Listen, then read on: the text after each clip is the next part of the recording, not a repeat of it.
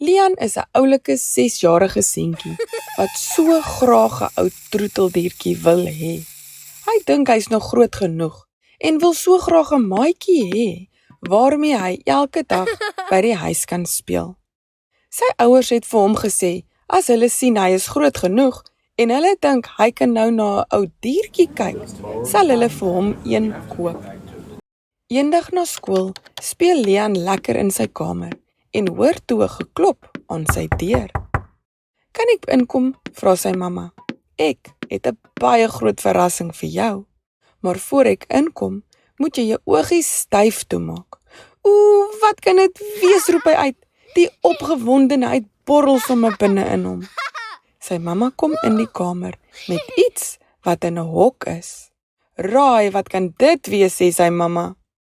Lian weet sommer dadelik wat dit is, want hy kan hoor hoe die diertjie op die wielietjie in die hok hardloop en speel. Jippie, skree hy en maak sy oogies oop. 'n Hamster! Dankie mamma. Ag, kyk hoe klein en oulik is hy. Hy'le oulike hamstertjie. Jy moet vir hom nou net 'n naampie gee en dan 'n lekker plekkie in jou kamer soek waar sy hok gaan staan. Hy hardloop en gee sy mamma 'n groot druk en 'n swentjie op die wang. Dankie mamma. Ek sal baie mooi na hom kyk. Dink so 'n tydjie en kyk van nader na die oulike klein hamstertjie. Jou naam gaan Vlekkie Bekkie wees. Lag sy mamma. Dis darem 'n oulike en baie snaakse naam. En net so het die twee baie groot maatjies geraak. Vlekkie Bekkie het al saam met Lian gedoen, gespeel, geëet, gebad en huiswerk gedoen. Slaaptyd was Vlekkie Bekkie se gunsteling plekkie om te slaap in Lian se netjie op sy kussing elke aand. Soos die weke aangegaan het daar iets baie vreemd gebeur met die klein hamstertjie. Hy het gegroei en gegroei en gegroei. Hy het so groot geraak dat hy nie meer in Lian se nekkie kan slaap nie en ook nie meer op sy bed saam met hom nie. Sy mamma het vir Vlekkie Bekkie sy eie oulike bedjie langs Lian se bed gemaak.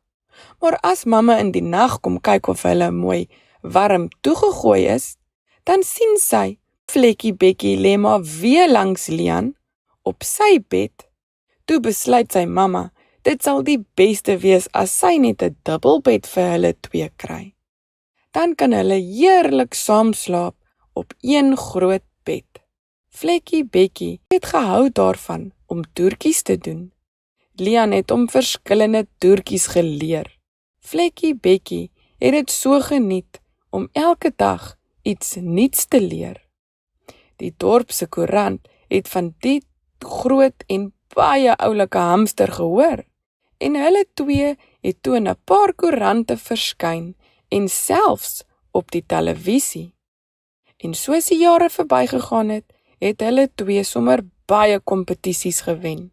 En tot vandag toe is hulle twee nog steeds sulke groot maatjies. Hulle toer nou die wêreld vol en maak sommer baie geldjies met hul toertjies.